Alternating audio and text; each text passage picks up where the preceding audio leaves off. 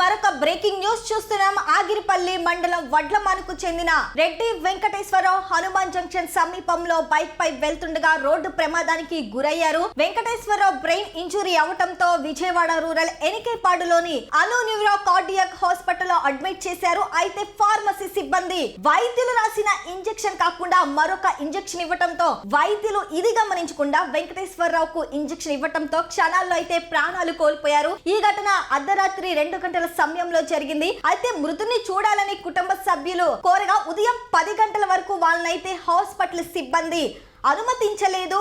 ఒక పక్క మనిషి చనిపోయి ఉంటే గదికి తాళాలేసి మిగతా డబ్బు కట్టిన తర్వాతే లోపలికి అనుమతిస్తామని కూడా వాళ్ళనైతే వేధించారు.